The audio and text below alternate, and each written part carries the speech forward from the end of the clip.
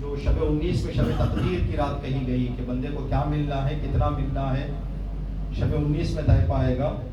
تو ملنے کا کوئی معیار ہے، کس بندے کو کیا ملے گا؟ یہ ملنا، یہ ہماری تقدیر ہمارے سے ریلیٹڈ ہے، ہمارے سے کریکٹ ہے، یا خدا جو چاہے وہ دے دے گا؟ اگر خدا جو چاہے وہ دے دے تو خدا کی مہربانی ہے، خدا ارحم الراحمین ہے، جو بھی دے گا بہتر دے گا. ہو سکتا ہے بندہ نہ سمجھے، لیکن تمام علماء کا یہ ماننا ہے کہ انسان کی گزشتہ سال کی زندگی کے کاموں کو دیکھ کر شب 19 کو اس کے لیے طے کیا جاتا ہے. ٹھیک، اس کے لیے آیت اللہ جوادی آمولی حفظہ اللہ، خدا سلامت رکھے انہیں، انہوں نے ایک بات کہی ہے کہ گزشتہ سال اللہ نے جو کچھ عطا کیا، اگر سال بھر میں بندے نے اس کا شکر بجا لایا ہے اس کام کا، تو خدا اور زیادہ اس کو عطا کرے گا. اگر اس نعمت کا کفر انسان نے کیا ہے تو اس سال اس کی نعمتوں میں کمی ہو جائے. مطلب ہم آپ کی خدمت میں بچوں کے لیے ہم مثال دیا کرتے ہیں کہ یہ ہمارے درمیان بھی ہے. مثال سمجھیں، آپ ایک دینی طالب علم کی حیثیت سے حقیر کو کہیں کہ مولانا صاحب یہ آپ اپنے استعمال میں لا لیں. قلم جو آپ نے کہیں سے خریدا، آپ کو اچھا لگ گیا، کہا کہ جا کے مولانا صاحب کو دے دیں گے تو استعمال میں آئے گا. آپ نے وہ قلم ہمیں دے دیا، آپ کے آنکھوں کے سامنے ہم نے اس قلم سے چائے کھولنا شروع کر دی.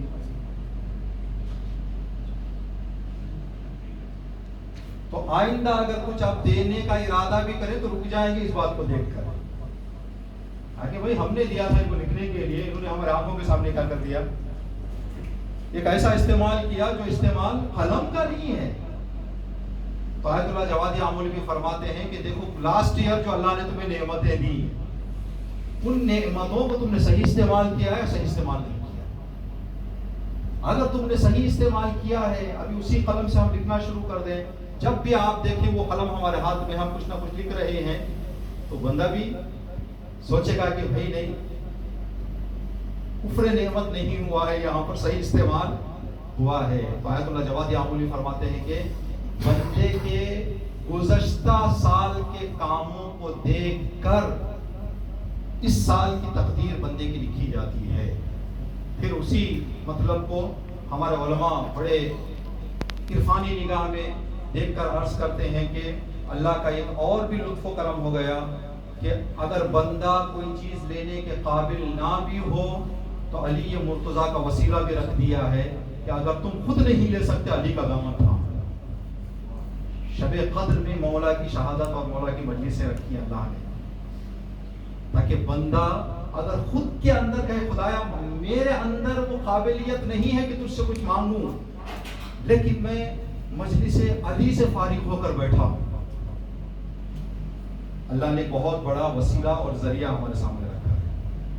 تو شب قدر بڑی مہم رات ہے، اور آنے والی راتوں میں بھی جو مومن نبی پہنچے ہیں آپ کی خدمت میں عرض کریں گے 2 کام آج رات بڑے اہتمام سے انجام دیں. ایک غسل شب قدر، جو اب یہاں سے فارغ ہونے کے بعد جب بھی آپ کے لیے فرصت ہو، آرام ہو کہ آپ کا انجام دیں. اگر قریب ہے اس کے غروب سے قریب ہو تو بہتر. اور ایک مسئلہ جس کی بڑی تاکید کی گئی ہے وہ یہ ہے کہ آج رات بندہ یاد خدا اور اطاعت پروردگار میں رات جاگ کر بسر کرے. تو یہاں پر جب جاگنے کی بات ہے تو ہم نے 15 شعبان کے دور میں بھی اس ٹائم پہ بھی ہم نے یہ بات عرض کی تھی، دوبارہ آج تکرار کر دیں کہ جب بھی دین نے ہم کو شب بیداری کے لیے کہا ہے، شب بیداری رات نیند سے جاگنے کا نام نہیں ہے، غفلت سے جاگنے کا نام ہے. غفلت سے جاگنا ایک الگ مسئلہ ہے، نیند سے جاگنا الگ مسئلہ ہے. صرف نیند سے جاگنا فضیلت ہوتا، پتہ نہیں کتنے بیمار ہر رات جاگ رہے، کتنے برے لوگ پتہ نہیں کیا کیا ارادوں سے پوری رات جاگ کر گزار رہے ہیں. جاگنا نہیں ہے، نیند سے جاگنا نہیں ہے، غفلت سے جاگنا ہے. تو اس کے لیے بہتر ہے بندہ اگر اعمال انجام دے جماعت کے ساتھ انجام دے رکھا ہو. بہتر اگر تنہائی میں کہیں ایسے نہ ہو کہ 2 دوست 3 دوست بیٹھ گئے. اور یہ بات بھی آپ کے ذہن میں رہے، روایت میں ہے شب قدر میں نیکیوں کا ثواب بھی ایک کا بہت زیادہ 80,000. اگر آج کوئی بندہ 2 رکعت نماز پڑھے تو 80 سال نماز پڑھنے کا جتنا ثواب ملے گا اتنا 2 رکعت نماز کا ثواب ملے گا آج.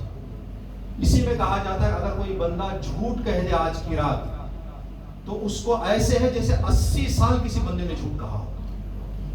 یعنی جہاں نیکیوں کا درجہ ہے، یہ مقام ہے، برائیوں کا بھی آج رات جو ہے وہ، اس لیے کہ شب قدر میں بندے نے کیا کیا ہے؟ گناہ کیا ہے.